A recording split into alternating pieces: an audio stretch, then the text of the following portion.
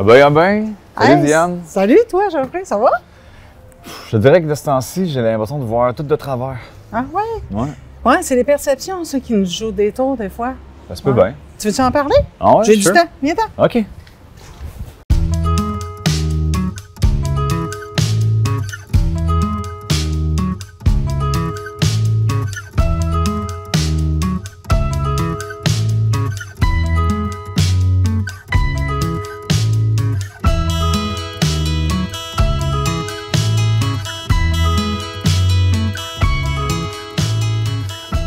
Yes, un bon petit café. Yes, hey Diane, merci pour l'invitation. Ben, ça me fait plaisir si on peut démêler des affaires à matin, là, puis jaser, ça va faire du bien. Ben oui, c'est ça, tu me parlais de la perception. Veux-tu m'expliquer un peu le fond de ta pensée par Ben, rapport à ça? ouais, c'est parce que l'être humain, là, on est super bien fait. Le cerveau, là, il dit, moi, je vais te garder en vie, fait que je vais m'organiser. Faut être deux façons de penser. La pensée courte puis la pensée rapide. La pensée courte, ce qu'elle fait, c'est qu'elle se fait des petites boîtes dans le cerveau, puis elle emmagasine des situations, des trucs, pour que quand ça va arriver, l'événement, là, que ça soit rapide. Parce que t'as pas le temps de réfléchir s'il y a un lion qui sort du bosquet, là, tu sais, go! Fait que dans le fond, c'est ta perception. On crée des shortcuts mémoriels. Oui, c'est le terme, il est merveilleux. Tu fais ça. Puis c'est bien parce que c'est notre survie qui en dépend. C'est parce que des fois, on le prend pour n'importe quoi. Tu sais, le cerveau, là, il prend 10 fois plus d'énergie que tous tes organes vitaux. C'est un gros gourmand. Fait que là, nous autres, on se dit, hey, c'est le fun d'être paresseux un peu. Fait qu'au lieu d'analyser une situation, mettons, il m'arrive une situation, t'arrives devant moi, je remarque ton auto, tout, je peux analyser ça bien lentement, dire, ah, ouais. Ou je peux aller dans mes petits shortcuts, puis aller fouiller dans ma boîte, dire, ah, il a gagné de l'argent, ah, il y a une nouvelle job. Je vais aller piger dans ce que j'ai déjà pré-mâché, ce qu'on appelle les préjugés. Je vais aller fouiller là-dedans parce que je vais économiser de l'énergie. Puis on se fait poigner avec ça, les maudites perceptions. Ça se fait malgré nous. C'est involontaire. C'est le subconscient qui emmagasine oui, ça. Oui, c'est ton cerveau. Puis ton cerveau, souvent on le chicane, on fait « Ah, pourquoi j'ai pensé de même, c'est pas niaiseux. » Tu sais, on y va par association, souvent. Il y a plein de biais cognitifs. En psycho, on en a sorti 75 environ. Quand tu parles de biais cognitifs. Ouais. Le biais cognitif, c'est de dire que ton cerveau va traiter une information qui arrive, un événement, peu importe, de façon erronée. De façon un petit peu paresseuse. Il y a un biais, il l'a traité tellement souvent d'une façon X que maintenant, il réfléchit plus. Ça vient automatiquement. Comme moi, si j'ai acheté, mettons, un Jeep blanc, puis je suis sûre que les Jeeps blancs, c'est les meilleurs, puis dehors, tu montes plein d'autos. C'est un conditionnement qui est tatoué dans la mémoire. C'est un conditionnement tatoué dans ma tête. Je suis conditionnée à voir les véhicules blancs, puis là, tu vas te dire, t'as-tu vu le jaune? Quel jaune? Tu sais, tu me confirmes pas ce que je pense, mais si tu me montres un Jeep blanc, je vais dire « Ah oui, je l'ai vu, c'est vrai qu'il va vite. » C'est triste pour ça. La société formate un paquet de biais cognitifs chez tout le monde, dépendamment de comment on forme notre personnalité, notre individualité. On crée des shortcuts de même pour bâtir notre personnalité, pour pouvoir survivre en société. Oui. Ben, c'est comme un troupeau d'éléphants. Tu veux pas être le dernier à mourir puis tout le monde s'en va. Par remarque, les éléphants sont fins, ils reviennent. Mais sinon, tu veux pas être abandonné, fait que tu as un biais de conformité. N'en-voilà un biais cognitif, c'est tu veux te conformer au groupe, tu dis hey, moi je veux survivre, j'ai besoin que tout le monde, si je tombe malade, je parte pas en courant, puis je suis époigné tout seul à mourir. Fait que nos biais cognitifs, puis le biais de conformisme, c'est de dire ben, je vais passer comme les autres, je serai pas rejeté du groupe, ils vont marcher avec moi, ils vont me suivre. Mais des fois, ça nous amène à avoir des gros préjugés dans la société, puis ça nous met un peu paresseux mentalement. Fait que là, on devient rigide. Psychologiquement, on a une rigidité, puis on n'avance pas. Fait que c'est important de garder l'esprit ouvert, justement, pour pas tomber dans nos vieilles pantoufles, puis que nos perceptions soient erronées, puis que finalement, on s'enferme nous-mêmes dans une façon de penser, puis après ça, ça détériore, j'imagine, nos rapports humains, parce que on est très in the box, là, comme on dit. Là. On est tellement in the box, on l'a, je suis sûre que c'est drôle à moi pis toi. Je suis sûre que t'en as eu face à moi, j'en ai eu face à toi. Tu sais, les premières rencontres, toutes les premières choses, notre cerveau, il fait vite, pense vite, pense vite. Ben, penser vite, c'est avoir le système de pensée d'aller fouiller dans tes boîtes. Ça veut dire que tu vas fouiller dans ton passé puis tu vas dire, vite, qu'est-ce qui a rapport? OK, être âgé, assez, ça. Là, on va vite se faire une idée parce qu'on a quelques secondes à dire, hey, salut, comment ça va? Ouais. Fait que le cerveau a fait la job pour nous autres. Puis souvent, c'est en quoi, de 10 secondes que tous nos préjugés s'activent, Oui, comme dans une nouvelle très rencontre? rapidement. Ouais, c'est les premières secondes. Tu sais, quand tu sais, la fameuse expression, faire bonne impression, t'as pas deux chances de... Ouais. C'est rapide. Mais, excusez le terme, on fuck aussi la chose. Parce que, on veut passer un message au monde. Moi, quand je m'habille le matin, je me demande si mon linge va passer un message. Il faut qu'il fitte avec moi aussi, mais je veux aussi passer un message. Je veux passer un message sportif, je suis intellectuel, je suis un peu agressif, je suis de bonne humeur, je suis sexy, j'ai envie de cruiser. Je m'habille en conséquence, fait que là, je vais véhiculer quelque chose. Toi, dans ta petite case, tu vas aller fouiller, OK, un décolleté, ça veut dire quoi? Un gros tatou là, ça veut dire, tu vas avoir des préjugés dans des petites cases. Ouais. Puis il y a comme un paquet d'études aussi, comme la synergologie, qui étudie les mouvements du corps, puis là, on peut comme penser telle personne a tel tic, ça veut dire telle chose. C'est vrai qu'il peut y avoir des liens quand même scientifiques, ou comme qu'il y a comme statistiquement parlant, on peut faire des associations, mais encore là, ça brime un peu le... Ouais. Et c'est ce qu'ils disent, que dans le non-verbal, tu as une grosse partie. J'ai pas les chiffres exacts, je veux pas t'emmener, tu iras voir, tu feras tes recherches, non, sérieux, mais je pense que c'est pas loin de 70% qui est du non-verbal, puis je pense que c'est un petit 30-35% qui est verbal. Ça veut dire que là, présentement, il y a 70% de toi qui se fie à ma tonalité, mon linge, mon regard, puis ce que je dis, c'est un tiers qui passe. C'est fou, hein? Ça veut dire qu'on enregistre par toute notre... T'es en train de dire que je t'écoute pas? Ouais. M'écoutes-tu? Répète alors, oui, qu'est-ce que je te disais, donc? Parce que 210%, non? Mais je comprends ça que on est comme très happé dans une, que comme ça, on voit pas tout le big picture, tu sais. C'est souvent la réalité puis le moment vont passer par l'entonnoir de notre conscience qu'on crée au quotidien, puis dans le fond, on voit pas tout l'ensemble de ta vie puis de tout ce que t'es, tu sais. Non. Puis aussi, ça part avec ton bagage à toi. C'est comme si on avait chacun un sac à dos rempli de tous nos passés, toutes nos petites boîtes là, de préjugés puis de réflexes de pensée numéro un, notre façon de processer une information. Puis là, on se rend compte. Ben, moi, en te rencontrant, je sais pas ce que tu as dans ton sac à dos, je sais ce que j'ai dans le mien par contre. Fait que je vais me juger à moi pour te juger, au lieu de dire, regarde Diane, débarque ton sac à dos, laisse-le venir, vois ce qu'il dit, puis toi, c'est des faits. On se fait plus des faits. Ben non, dans mon sac à dos, je me rappelle, les cheveux longs, il doit jouer de la musique. Ah, peut-être qu'il fume, il doit vendre de la drogue, lui. J'ai un sac à dos qui me rappelle ça des années 60. Puis là, il faut que je force de dire, non, Diane, ça n'a peut-être pas rapport. Mais c'est dur, là, il faut que tu te chicanes avec ton cerveau. Ouais. Il est 8 heures du matin, le café commence à être... Quand on veut défaire ça, c'est difficile. Quand on a un paquet d'associations, puis la personne nous surprend par ses paroles, par ses actes. Ouais. C'est comme si on veut forcer. Non, c'est impossible. Là. Il sort trop un peu du moule que j'avais créé ou que j'avais prévu pour cette personne-là. Tu sais.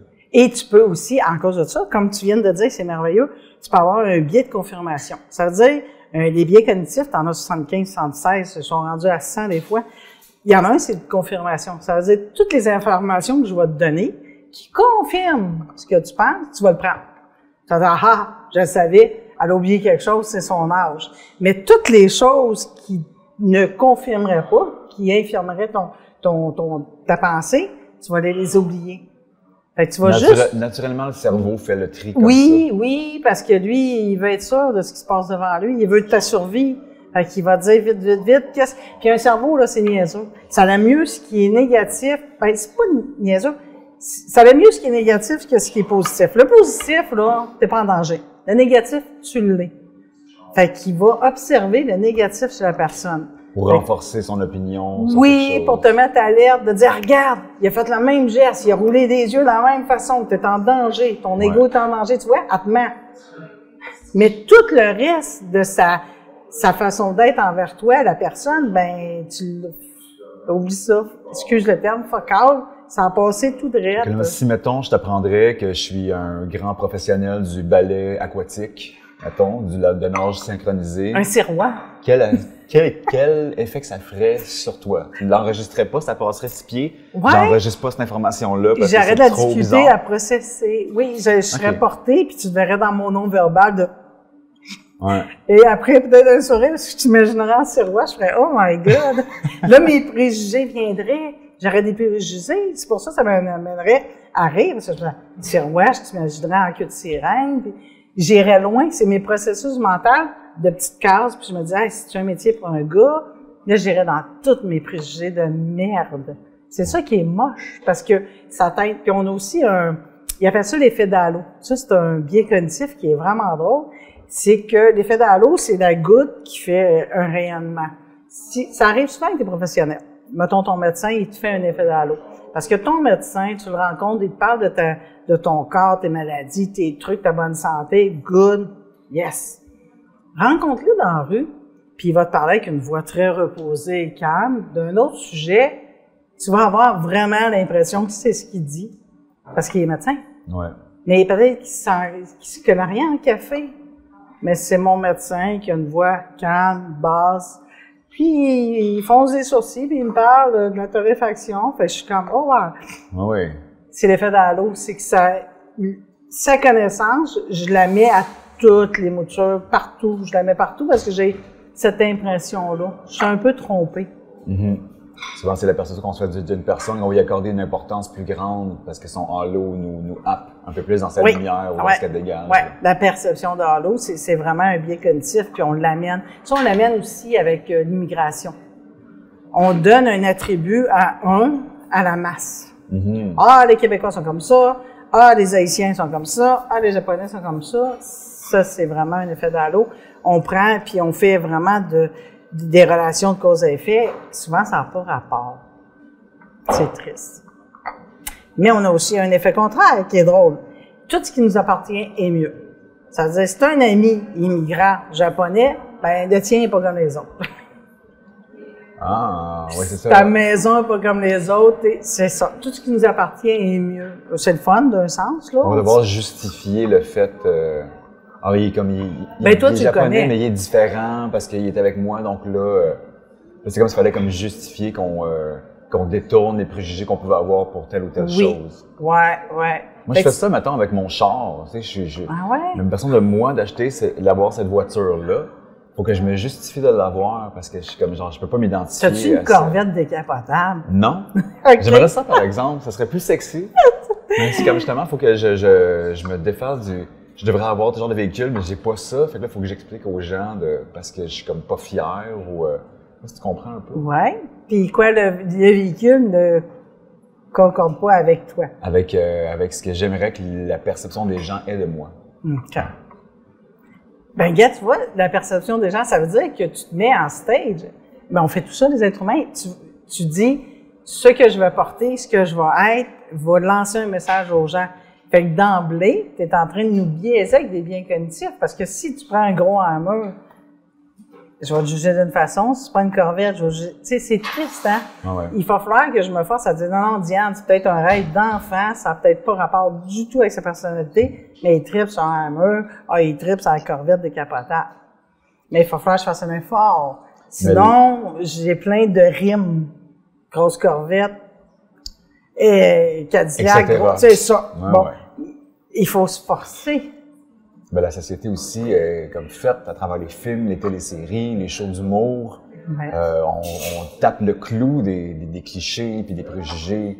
On renforce collectivement toutes ces facettes-là. Ouais. C'est comme si on se met dans une prison puis on se met tous dans des petites cases qu'on devrait agir de telle ou telle façon selon comment qu'on est. Puis moi, ce qui me fascine puis ce que j'adore, c'est justement voir des choses que je pensais pas. Mettons que je vois une grand-mère dans un show heavy metal, je vais être comme, mon cœur va s'ouvrir, tu sais.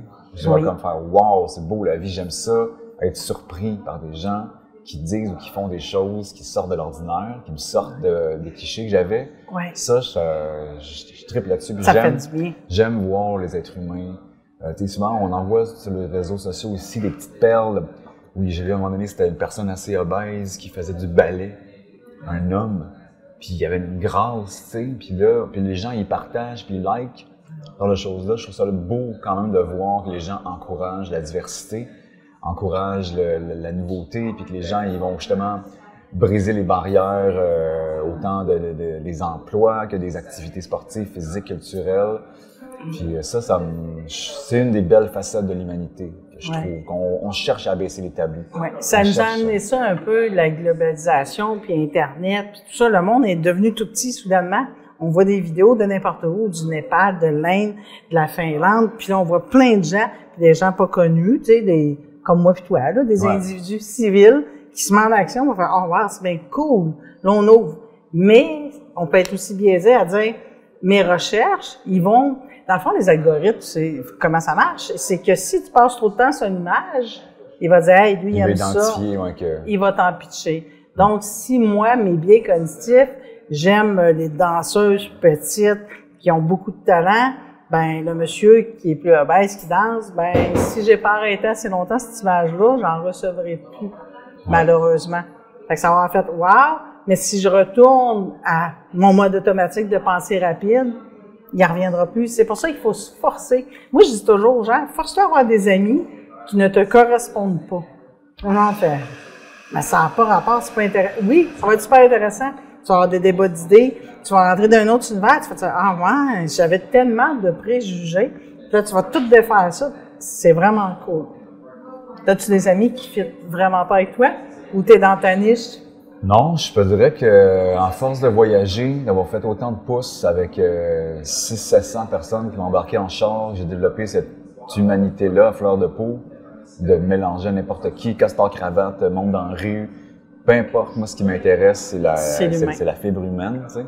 S'il y a un intérêt, s'il y a un dialogue, s'il y a une relation, peu importe le background, tant que c'est bienveillant, que c'est amical, peu importe d'où est-ce que tu viens. Ça fait longtemps que je travaille là-dessus, c'est sûr que, tu sais, je vais appeler quelqu'un qui m'en semble plus pour aller faire quelque chose. Oui. Mais si instinctivement, il y a un lien interpersonnel qui est fluide, ben, tu sais, je vais toujours nourrir ça. Tu sais. C'est bien parce que la part des gens, malheureusement, ce qu'on voit présentement avec nos biais cognitifs, c'est qu'on a souvent l'équipe des rouges, l'équipe des bleus. Puis ça prend quelques secondes pour choisir ton équipe. Ouais. Tu sais, je serais dans une pièce, on mettrait des gens habillés juste différemment. Et rapidement, je dirais, oui, former des équipes, s'il vous plaît. Les équipes se formeraient d'une façon, tu ferais, oui, ça confirme. L'homophilie, ce qu'on appelle. Ouais, on va vers les gens qui nous ressemblent beaucoup rapidement. C'est normal, c'est l'instinct de survie. Je veux survivre. Ouais. Tu sais, si je suis un lion, je n'irais pas me coller à l'éléphant, je vais me coller à un lion. Mm-hmm. C'est un peu ça, mais c'est malheureux. Parce que le point commun des deux personnes, c'est juste un trait, un simple trait. Tout le reste, c'est comme les fameux, pour tous les motocyclistes, je m'excuse, ils font de la moto, ils lèvent la main, ils se saluent, ils sont chemin. Ouais. Ils font partie de la même communauté. Ouais. Ça me jette à terre. Tu sais, parce que tu te salues, oui, mais ce geste de fraternité-là, pourquoi tu salues pas tout le monde? Pourquoi la petite madame dans son auto, là, qui dépasse pas de ça, salue-la, l'autre monsieur, non, ils sont vraiment très sélectifs, c'est de la moto, c'est correct. Mais quand je vois le geste, des fois, je me dis, pourquoi l'humanité n'est pas capable de recréer ça at large? Ouais. Hey, salut! Le monde serait surpris, il ferait, je le connais-tu? Ouais, c'est vrai que ce serait assez surprenant. C'est ça. Pourquoi le monde me parle? Mais on se parle en cause d'un véhicule, t'imagines? On est capable, en tant d'être humain, de dire, hey, je vais faire un cercle, là. Même moto, good, on pense pareil. Je pense que l'humain a besoin de sentiments d'appartenance, coûte. Il a besoin de s'identifier à un groupe, a besoin d'appartenir à quelque chose. Puis, que ce soit par le véhicule, par le style, faire partie d'une communauté, d'un collectif, c'est encore là dans l'instinct de survie de... Sentiment d'appartenance. La solitude, t'es pas sécuritaire. Faut que tu t'associes à quelque part, à quelque chose, à quelqu'un, tu sais. Ouais. Puis c'est le conformisme qui fait ça. Malheureusement, on n'a pas d'extraterrestres encore sur la planète qui est vraiment très différent, qu'on pourrait dire, OK, je m'associe aux humains, puis eux, c'est les ennemis. On est encore à l'intérieur pour pouvoir diviser des équipes. Ouais. Tu sais, ça, c'est eux, ils restent dans le... Des fois, on divise par rue. Ah, ceux de la rue. Ah, ceux de ça. Ah, la classe de ça. Ça se fait, et on divise rapidement, là. Puis là, c'est dur après de dire, ben, mes préjugés nuisent à mes interactions interpersonnelles. Comment je deal avec les gens si je suis plein de façons de penser qui sont erronées parce que j'analyse pas bien, là? C'est dur, ça. Même en couple, en relation avec les parents, c'est dur. Au cégep, on avait un genre de discussion, de débat sur des femmes voilées musulmanes versus nos femmes à nous québécoises. Puis, je te dirais que 99% des étudiants respectaient plus les femmes selon eux, selon notre culture qui est américaine et nord-américaine. Puis là, on a eu le débat de dire, ben oui, mais nous, on se masturbe, on a de la pornographie, les femmes sont hyper sexualisées versus eux voilés. Selon la culture, laquelle est la plus respectée? Je me questionne aussi sur nos valeurs face à nos femmes. Il y a un profond débat à avoir là-dessus. Il y a un profond débat à avoir. Est-ce que moi, je fais mieux à ma femme en disant je la laisse libre et je me laisse libre aussi de l'utiliser comme un objet versus que eux, non, je la respecte beaucoup, je préfère qu'elle soit voilée, que son intimité soit préservée. Fait qu'il y a un gros débat, puis il y a de l'acceptation. Tu sais, si je ne veux pas accepter la femme voilée, je ne devrais pas accepter la prostitution. C'était le débat qu'on est venu, puis je me disais, hey, c'est le fun parce que tant que les gens débattent, c'est qu'ils prennent leur système de pensée numéro 2. C'est pas la pensée rapide, c'est la pensée numéro 2. Pensée longue, là, qui prend oui, le temps. Oui, la pensée, là, qui coûte de l'énergie au cerveau, puis le cerveau fait, ah, regarde, moi, là, m'en fous d'eux autres, là, tu sais. Ou la fameuse phrase, la prostitution, c'est le plus vieux métier du monde. Bon. Ça, c'est la pensée 1 qui n'a pas envie de décortiquer le phénomène. C'est correct. On garde de l'énergie, on est fatigué, on fait, c'est le plus vieux métier du monde. On changera pas la vie. C'est correct, mais c'est moche parce qu'on n'avance pas. C'est ça qui est un peu triste. Tu sais, les biais cognitifs, si on les défait pas, on va les amener, on va les transmettre à nos enfants. Ben c'est ça, hein. Puis il y a toute cette quand on parle de débat, justement, que ce soit autant que ce que tu disais pour rapport aux femmes, pour la peine de mort, pour l'avortement, souvent d'être capable d'avoir de s'ouvrir l'esprit, la pensée longue pour pouvoir vraiment analyser, décortiquer ça, parce que moi je peux avoir un penchant pour tel ou tel idéal par rapport à la peine de mort, tu sais, c'est comme ben je vais m'ouvrir l'esprit assez pour comprendre que c'est comme, OK, je peux comprendre pourquoi est-ce que c'est comme ça d'un bord, je peux comprendre comme ça aussi, puis il y a comme une impartialité qui se crée. Puis si je serais chef d'un pays, ce serait... Tu ferais quoi? Ce serait difficile parce que je suis pas une personne tranchante. Parce que pour moi, il y a puis le bien et le mal, encore là, c'est un autre sujet que qu'est-ce qui est bien, qu'est-ce qui est mal. C'est tout à fait... c'est très objectif. C'est très relatif.